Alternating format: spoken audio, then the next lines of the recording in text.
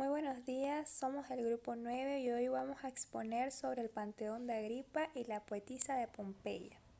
Los integrantes del grupo son Atahuichi Belén Araceli, Burgos Miranda Belén Geraldine, Pérez Solís Yara, Rodríguez Araúz Juliana, Solís Pinto Jesús, Tarifa Luis Fernando y Torres Tordoya Alex. Hola, soy Belén Araceli Atahuichi Paco y les voy a hablar de el Panteón de Agripa. En el año 27 a.C., el primer panteón fue construido por Marco Vipsanio Agripa, general del emperador César Augusto en el siglo I a.C. Fue destruido por un incendio en el año 80. Aproximadamente a finales del año 118, Adriano mandó construir sobre los cimientos del templo arrasado por el fuego, y el nombre de Agripa, un nuevo templo de cuyo proyecto se encargó el gran arquitecto Apolodoro de Damasco. Se levantó un templo circular dedicado a todos los dioses de Roma. La palabra panteón deriva del griego, significa todos los dioses.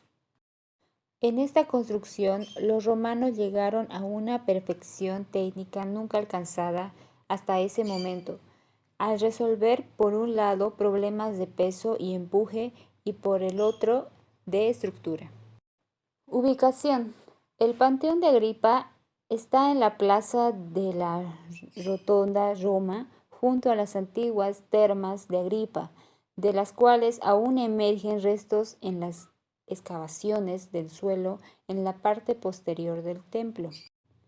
El edificio estaba concebido para unir al hombre con la divinidad, pero sobre todo con el emperador, proclamado Dios a ojos del pueblo. Las proporciones y estructura del panteón son representativas de esta concepción religiosa romana. La morada de los dioses, la centralización de la gran variedad de cultos en la Roma de la época, una arquitectura de síntesis entre el cielo y la tierra, como arriba es abajo, como abajo es arriba. Por este motivo, el edificio tiene una planta circular cerrada por una cúpula. La sala circular era una esfera perfecta, representación de la concepción cosmogónica de Aristóteles. Por un lado, el mundo infralunar corresponde a la mitad inferior del edificio. El mundo supralunar, la esfera celeste, es la vuelta en la que el óculo central hace de sol. Las 16 columnas monolíticas del pórtico fueron realizadas con granito egipcio, pórfido y mármol blanco en las bases. Los materiales principales utilizados en la construcción del templo fueron la piedra de sillería, el ladrillo y el mármol. Este último serviría para crear una rica decoración y para cubrir las zonas más nobles. La construcción de la cúpula se realizó con hormigón que fue aligerado utilizando piedra pómez como árido y el grueso anillo murario es de ópera latericia. La fachada también es magnífica. Está compuesta por 16 columnas de granito de 14 metros de altura. Sujetan el friso donde se encuentra la inscripción de Agripa hecha con letras de bronce. La cúpula está realizada en un antiguo sistema de hormigón compuesto por el cal, pozolana, agua y pedrisco. En la construcción, a medida que nos acercamos a la cúspide, encontramos materiales siempre más ligeros. Pasamos del travertino inicial a la piedra pómez. Un óculo cenital del diámetro de 8.86 metros constituye la única fuente de luz del gran espacio circular. En el interior de la cúpula hallamos 5 anillos concéntricos con 28 recuadros de artesonado que por una parte hacen que la estructura sea más ligera y por otra parte la hacen resistente formando una red de nervaturas. Panteón de Agripa, ubicado en la céntrica Plaza de la Rotonda, es uno de los edificios más importantes de la antigua Roma. Ha llegado perfectamente conservado gracias a que fue el primer monumento clásico transformado en iglesia en el siglo VII. Al ser una iglesia es obligatorio seguir algunas normas de comportamiento para acceder a su interior. Hay que vigilar especialmente la vestimenta y no se puede ir con cualquier cubierta. Además, cada año en el domingo de Pentecostés a las 12 podemos ver un espectáculo muy especial, una lluvia de pétalos rojos que desciende desde el óculos, lluvia de pétalos en el día de Pentecostés. Buenos días, mi nombre es Yara Pérez y les voy a hablar acerca de las características del Panteón de Agripa. El pronaos. La fachada del Panteón de Agripa tiene la forma de un templo tástilo. El pronaos está compuesto por 16 columnas corintias monolitas y lisas de granito egipcio. Tiene una altura de 40 pies, 11,82 metros y un diámetro de 1,5 metros. Está unida a la parte circular por un elemento intermedio en forma de paralelepípedo. Espacio interno del Panteón de Agripa. El espacio interno causa una sensación de grandeza muy especial. Se trata de un único ambiente de planta circular cubierto por una inmensa cúpula hemisférica, de dimensiones impresionantes. Sus proporciones son 43,44 metros de su diámetro, que serían aproximadamente 150 pies romanos, siendo así también la misma dimensión de su altura. El tambor. El tambor superior de estas capillas, creada para albergar a los diferentes dioses, está sostenida por 2 columnas corintias y sus huecos que se alternan con pequeñas hornacinas delimitadas con pilastras, capiteles corintios y sobre ellas arquitraves. Su solidez está garantizada por un consistente refuerzo con peso en la parte más externa de la cúpula para verticalizar las fuerzas horizontales que podrían derrumbar el tambor. Esto la convierte en la mayor cúpula de hormigón del mundo, incluso por delante de la cúpula de Basílica de San Pedro. El óculo. El Panteón de Agripa fue concebido como un espacio cerrado y un espacio abierto al mismo tiempo, como un cuadrante astrológico, lo cual las horas iban girando con la luz recorriendo la cúpula. El disco de la luz quedaba suspendido como un escudo de oro y la lluvia formaba una superficie mojada bajo el óculo, mientras las plegarias subían como humo hacia el cielo. En sí, la posición del óculo convierte al Panteón en un gigantesco reloj solar en el que la hora marca la posición de la luz en la pared interior del edificio, haciendo que el lugar esté mucho más iluminado. Buenos días, yo voy a hablar sobre la poetisa de Pompeya. Se trata de una obra pictórica romana que al día de hoy es desconocido su autor o autora. La poetisa es un retrato de la antigua Grecia de una mujer llamada Safo, quien fue una célebre poetisa en el siglo VI a.C., quien nació en Mitilene, ciudad situada en la isla de Lesbos. No se sabe acerca de la vida de Safo. Según cuenta la tradición, Safo puso fin a su vida arrojándose al mar desde un acantilado al verse dañada por su amante.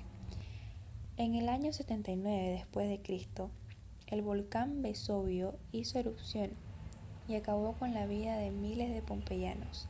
A pesar de este desastre, las decenas de pinturas estaban impecables, como prueba de que Pompeya poseía una gran riqueza artística y cultural.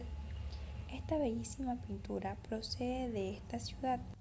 Fue encontrada el día 24 de mayo del año 1760 y se encuentra entre las pinturas romanas más conocidas del Museo Arqueológico Nacional de Nápoles. El arte pompeyano pretendía decorar paredes o muros con representaciones de escenas variadas, haciendo una gran variedad policromática, generalmente de colores cálidos. Destacan así las famosas pinturas eróticas, las cuales se han conservado varias en buen estado.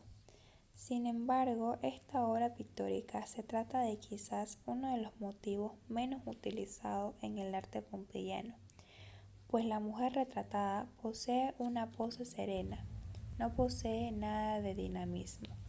Según algunos autores, el presente fresco no representaría a la conocida poetisa griega, sino más bien se trataría de una joven perteneciente a una familia acomodada, a juzgar por su cuidado y elegante aspecto, los pendientes de oro y el peinado que sostiene mediante una especie de redecilla de oro, que de alguna forma sigue las pautas de la moda neroniana. Esta teoría tiene consistencia, porque el retrato fue encontrado junto a otro que representa a un hombre, por lo tanto se podía tratar de un matrimonio.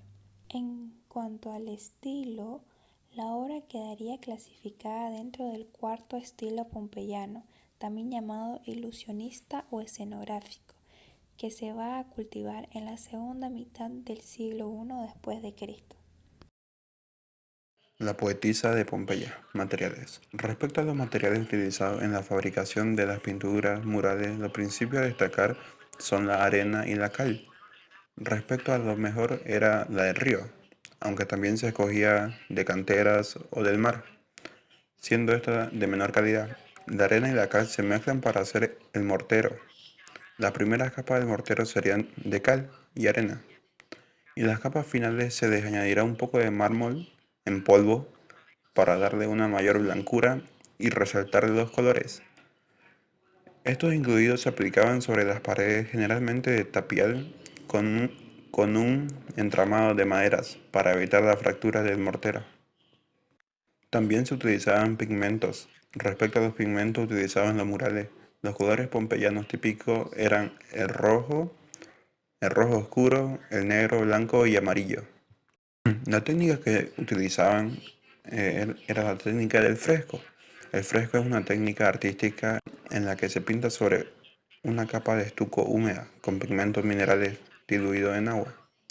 Al secar la cal con el cambio químico, se aglutinan los pigmentos y se fijan los colores volviéndose insolubles al agua. Características. Pompeya fue una ciudad del sur de Italia en la época de la antigua Roma, situada a los pies de la bahía de la moderna Nápoles. Lo histórico ocurriría en el año 79, cuando una violenta explosión de cenizas y polvo volcánico se extendió por la ciudad. Se desaparecieron trozos de piedra y grandes pedazos de lava que cayeron como lluvia sobre Pompeya. El cielo se oscureció por completo y sus calles se llenaron de humo mortal. La poetisa de Pompeya fue realizada en el siglo I después de Cristo. Se desconoce el autor. Soy Fernando Tarifa y hablaré acerca de la poetisa de Pompeya y qué quería expresar su arte. Esta pintura constituye una de las obras de arte más bellas y enigmáticas de la antigüedad, de una extrema sensibilidad y delicadeza, donde es común creer ver una representación idealizada de Safo, la cual era una poetisa de Lesbos del siglo IV a.C. Otras versiones creen que se trata de la representación de la mujer ideal, que debió ser uno de los orgullos de una ciudad cosmopolita y refinada como sería Pompeya. Tanta es la sensación enigmática que evoca que en múltiples ocasiones ha sido denominada como la Gioconda de la antigüedad. En un análisis sobre la obra de arte se puede llegar a destacar que la persona retratada tiene un políptico de 4 tabletas de cera que porta en la mano izquierda y un cálamo en la mano derecha, que se acerca a los labios, llegando a notar así una actitud un tanto reflexiva, como si estuviera pensando en lo que podría llegar a escribir pronto.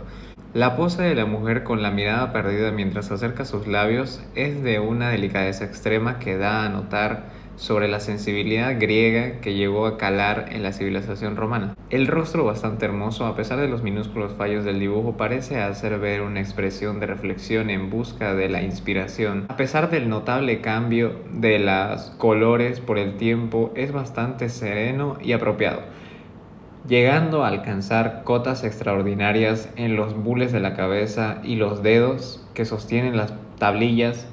Personas expertas llegaron a escribir que tendrían que llegar a pasar 1,5 milenios para encontrar en toda la pintura occidental un retrato que tenga una penetración psicológica comparable a esta. En cuanto a la obra, se puede dar a conocer una característica por el uso de suaves claros oscuros y el retrato psicológico que se realiza de la escritora.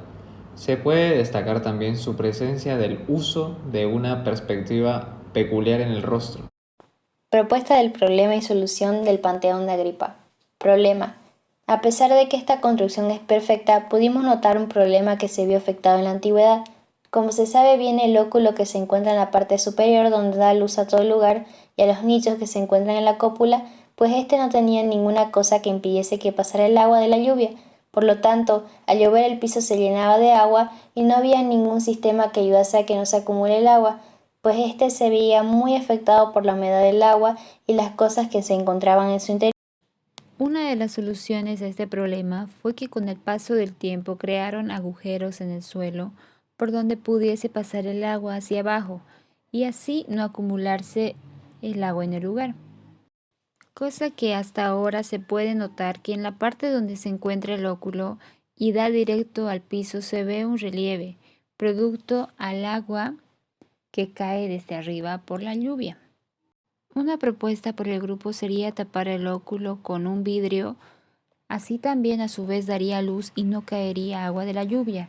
El único problema que habría sería que ya no daría luz a los nichos donde se encontraban las estatuas de los dioses, lo cual daba luz dependiendo de las estaciones del año. Esa era una de sus funciones que tenían. Pero como las estatuas ya no se encuentran en la parte de adelante de los nichos, ya que desaparecieron, no habría problema de tapar el óculo con un vidrio porque así cumpliría la función de dar luz y tapar el hueco para que no pase el agua de la lluvia. En conclusión, tras todo lo estudiado, se puede afirmar que tanto su perfecta y belleza geometría como su sistema constructivo y ejecución fueron geniales, llegando a inspirar a numerosas generaciones de arquitectos y además artistas posteriores. Su sistema constructivo no solo permitió la realización de un magnífico edificio, sino que también consiguieron que después de tantos años el edificio se mantenga en pie, con probablemente las mismas grietas que tenía cuando se construyó. Sin más nada que decir, concluimos con la explicación. Esperemos que se haya entendido. Muchas gracias. Hasta la próxima.